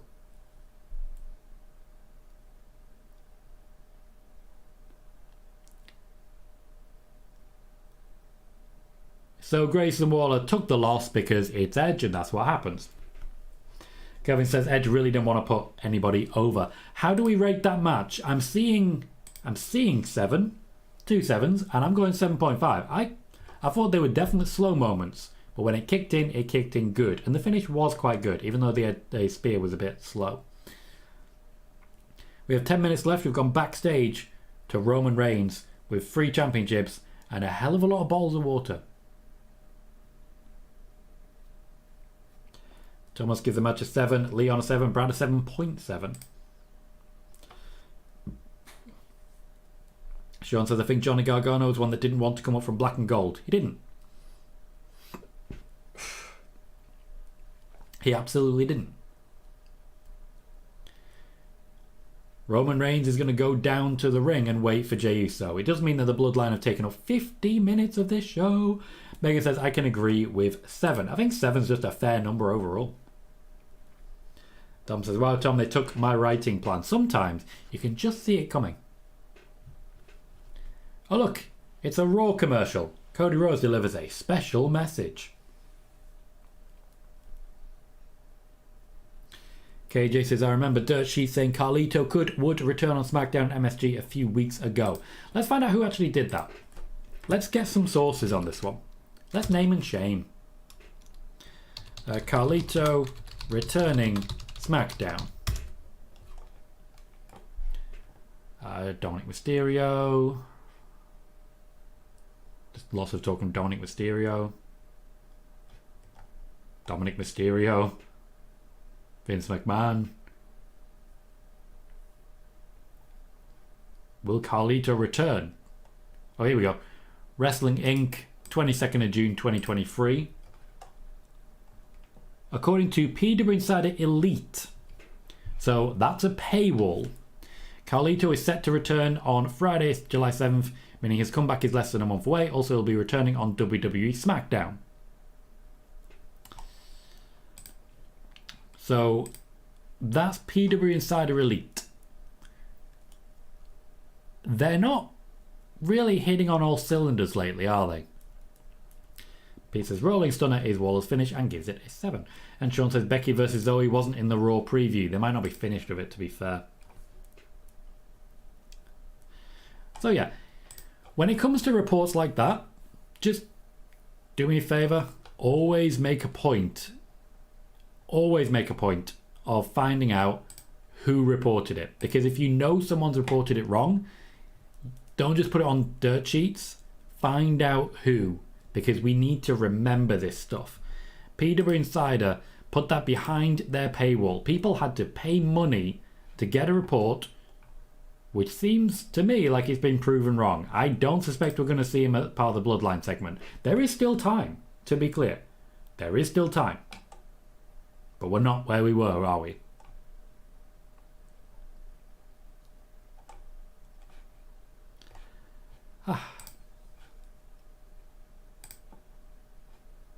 Okay, we are heading into our final segment. We have less than 10 minutes left of WWE Smackdown. One last opportunity for me to say, if you haven't done so yet, please do consider hitting the like button and subscribe as well if you are new here. We have 2,500 subscribers now. We've just hit a new milestone earlier on today, and I'd very much appreciate anyone who would like to join us on this journey. A big thanks to everyone who's joined, everyone who's chatted, everyone who's agreed or disagreed today. We've had some really quite fun conversations and debates about this. So like, even if I do disagree with you, please do keep coming at it, because I really enjoy these conversations.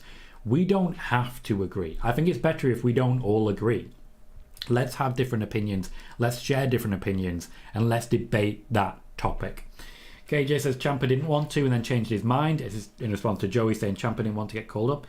He himself said he didn't want to go up because of the heavy schedule. This is in fact accurate, yes. Ciampa was very clear. Because of the schedule and the injuries to his neck, he did not want to go onto the main roster, but he did change his mind. As regards Johnny Gargano, he chose to leave. He chose to leave. Kind of says it all. Sean says maybe Carlito returns at SummerSlam. That certainly is not what PW Insider Elite have reported. Next week, Asuka versus Bianca Belair will be the main event. Alex Williams doesn't think I should believe. So PW Insider, that's what we're talking about. So next week we have ourselves a women's championship match. Asuka versus Bianca Belair. Again, Charlotte Flair undoubtedly is going to get involved in this. Joey says, same with Kyle O'Reilly. He left too. He did. A lot of people did. Leon says, Worked Wrestling is another one that's been reporting fake stuff lately, particularly the Brock Money in the Bank appearance. We have to keep track of this. We have to remember these things. If I get something wrong, I want you to remember that this is important. Brad says, having healthy civil debate is actually good. I completely agree. It's one of the reasons I take so much pride in the Discord server that we have and the conversations we've been able to make happen there. Bailey says, next week's main event sounds like a redo of what we saw tonight. Yeah, they might actually get some time. Roman is in the ring. He wants acknowledging. He's clearly rushing a lot more right now. Jimmy Uso is confirmed injured, evaluated by doctors. Jay is on the way down. I'm going to guess an attack from behind here. Paul Heyman not really paying that much attention. Solo Sikoa. The wrong side. Oh, we've got people pointing. Solo's seen him. Solo's seen him. He's coming down Shield style. He looks good. This is a good look for him. Gotcha, Pete. Joey says, I wish we got the Undisputed Era on the main roster. Me too. Alex Williams really not happy about either PW Insider Elite or Worked Wrestling. I mean, there's passion there, clearly. Very angry at wrestling sources on Twitter and elsewhere. Jey Uso immediately going for Solo Sikoa. It's 2-on-1. I don't fancy his chances. Martin says, we need some biscuit and crisp chat again. If you know, you know. That was a time. Dom says, what if half the SmackDown roster comes out to clear the ring for Jay? Just thinking. Never mind. Roman did not help Solo there. Did not help him. Roman's telling him to go away. Just like really clear and simple. Just go away. Jay with a little muscle flex there. KJ says, Peter Insider hoping Carlito saves Jay. Again, the show isn't over. Jay with a chair in hand is going after Roman. Maybe I should have fancied his chances. Oh, he really delayed that chair shot. He really made it clear what was going to happen there. Roman is escaping. This feels like the end to our show. Solo Sikoa taken out by Jay. Jay versus Solo logically should happen in the build-up to SummerSlam. Dom says, brutal shots, only can do that to your brother. He was very gentle with Roman.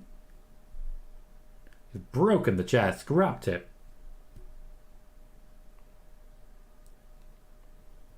Paul Heyman's facial expression's always a winner.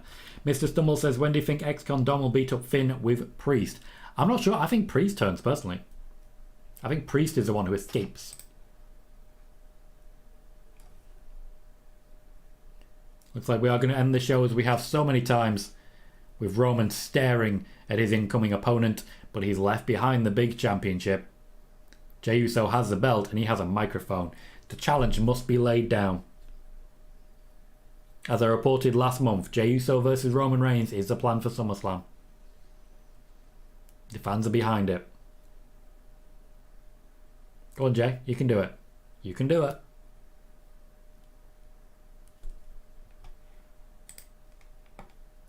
Megan says, Jey versus Solo at Payback. If Jey wins, he gets Roman at SummerSlam. Is there a Payback before SummerSlam? I think it's just SummerSlam, isn't it? Go on, Jey.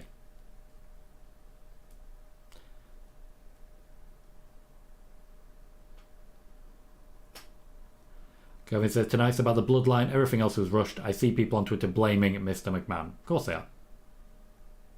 When in doubt, blame Vince.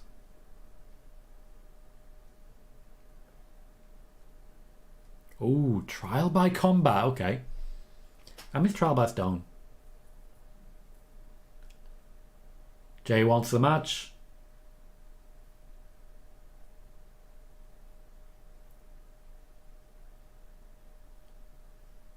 Impassioned promo. Leaves the belt behind. I'd have just taken it. I'd have just taken it. The fans making it clear what they believe. That is our main event for SummerSlam, all set.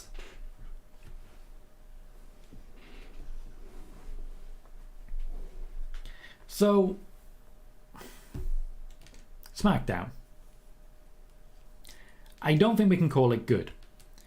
Except, there were definitely some very good moments. The Bloodline did deliver. The Bloodline were fun.